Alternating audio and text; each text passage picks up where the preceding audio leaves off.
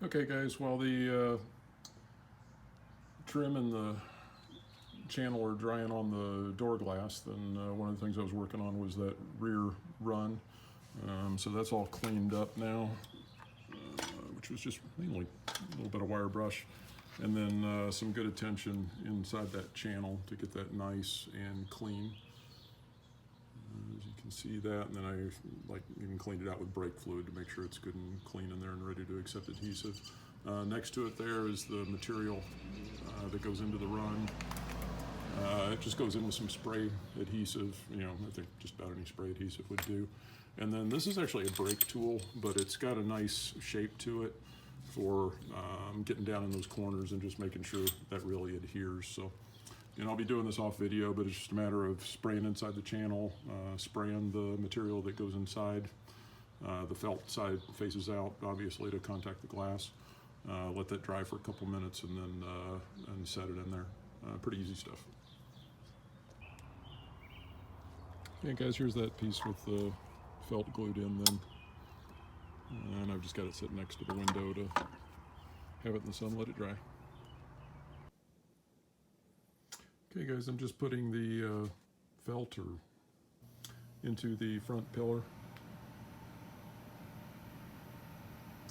Took out the old stuff, got it all cleaned up, checked it for straightness. I actually had a drywall tee that I used for that. And I've got one rivet installed, but basically I think there's 6 rivets that go into this thing. So there's one installed, and you just bend them out the other side, hammer them down. Here's one that's ready to install. And then I use this brake tool. It works great just to put the channel down over that. And then split that rivet out a little bit and then pound it flat. So that's how she's done. So the first thing I'm doing is putting in the rear run. Again, you can see the run for that roller right there with the bolt back in the back there. Leaving it loose, again, so we can get that window channel seated and threaded right in there, but again, left loose at the top also. And if we peek down inside, you can see the nice new felt that's in there. And then I also greased up that channel for the roller before I put it in. The next step I did was to install the front pillar. Just got these 2 screws loose, as noted, so we can have some play in that for inserting the window back in. And then the one bolted the bottom. Oops, one bolted the bottom as well. Is also loose. Getting ready to put the regulator back in. Went ahead and installed the motor before I put it back in because it's a little bit easier. One of the nuts is a little tough to get to. You can see the new spring that's on there. And I've greased all those bushings that the rollers go on. It makes it a little bit easier to insert them to start with, and I think it doesn't hurt to have it in there when the window's functioning anyway. Pop that in there. I had mentioned, I think in one of the earlier videos, it's a little easier to do it when it's in the down position. It gets those arms in a spot where they're a little bit easier. So you can see it goes right in there. Well, I was about ready to go grab the window channel and realized that I had forgotten about this little harmonica shaped piece that goes in there. This is a roller that goes right on the other side of this door skin. In there, so pulled it out and cleaned up the rails real quick.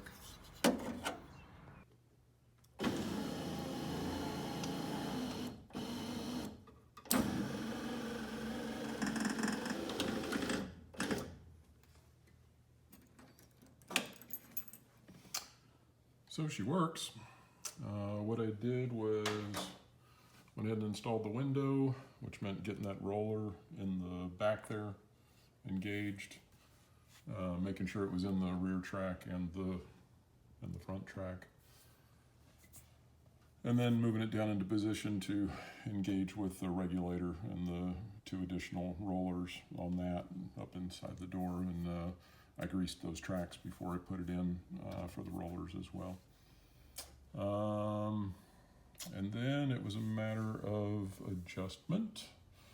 So what I found that seems to work, I couldn't find any guidelines on this, so what I found that seems to work is I put the window all the way to the bottom and then adjust this rear run for that. This one I just kind of eyeballed to make sure it was in the middle, and you know, as I run it up and down, it seems like it's in a good place. And then once I had that rear run fastened down, then I cycled it a couple of times up and down to see how the front run was sitting.